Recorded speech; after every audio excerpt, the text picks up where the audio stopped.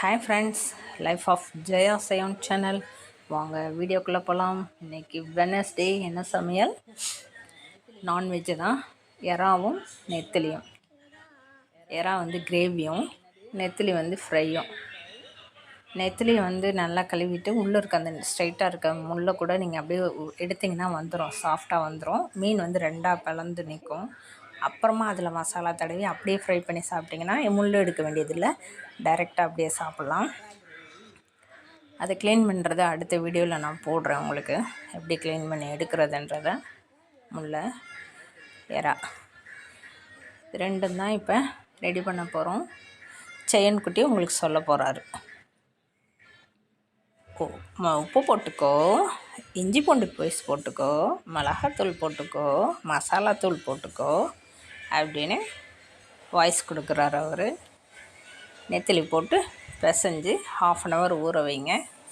ஊற வச்சிட்ட பின்னாடி நீங்கள் deep fry or shallow fry பண்ணிக்கோங்க, நல்லாயிருக்கும். நான் தோசைக்கல்லில் தான் போட்டு எடுக்கிறேன். இதெல்லாம் நல்ல மசாலா இஞ்சி பூண்டு பேஸ்ட்டெல்லாம் எல்லா இடமும் மிக்ஸ் ஆகிற மாதிரி நல்லா கலந்து விட்டுட்டு ஒரு 1/2 மூடி போட்டு அப்படியே வச்சுருங்க. அப்படியே இருக்கட்டும். இல்லை ஃப்ரீசரில் போய் கொஞ்சம் நேரம் வச்சுட்டு எடுத்துகிட்டு வந்து அப்புறமா நீங்கள் ஃப்ரை பண்ணிங்கனாலும் நல்லாயிருக்கும். இது எறா கிரேவிக்கான சோம்பு போட்டுட்டு, எண்ணெய் போட்டு சோம்பு போட்டு வெங்காயம் போட்டிருக்கேன், கருவேப்பிலை போட்டிருக்கேன்.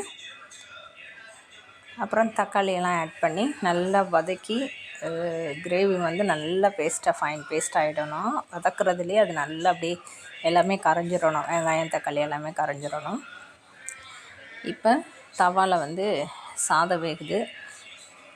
நெத்திலி மீனை போடுறதுக்கு முன்னாடி ஆயில் போட்டு கருவேப்பிலையெல்லாம் போட்டுட்டு அது மேலே போட்டிங்கன்னா வாசனையாக நல்லாயிருக்கும் சாப்பிட்றதுக்கு. கருவேப்பிலையோட ஃப்ளேவர் அதில் இறங்கி நல்லாயிருக்கும். கருவேப்பிலையும் பொறன்னு ஆகிடும். அதை எடுத்து லாஸ்ட்டாக வேஸ்ட் பண்ணாமல் நீங்கள் சாப்பிட்றலாம். முடிக்கலாம், நல்லதில்ல கண்ணுக்கு முடிக்கலாம். கருவேப்பிலை சேர்த்துக்கிட்டோன்னா நல்லது. ட்ரை பண்ணி பாருங்கள்.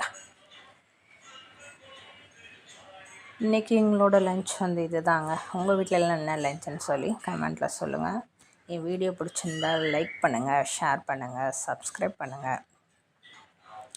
அடுத்தடுத்த நல்ல வீடியோ போடுறதுக்காக ஒரு மோட்டிவேஷ்னலாக இருக்கட்டும். நீங்கள் ஒருத்தர் சப்போர்ட் பண்ணுறது தான் எனக்கு ஒரு என்கரேஜாக இருக்கும். பண்ணுங்கள். அடுத்து தக்காளி இதெல்லாம் போட்டு வதக்கி ரெடி பண்ணி சாதமும் வந்துருச்சு. எறாவும் கிரேவியும் ரெடி ஆகிடுச்சு. நல்லா ட்ரை ஆகிற வரைக்கும் நல்லா வறுத்தாச்சு. Thank you friends. லைக் பண்ணுங்கள், ஷேர் பண்ணுங்கள்,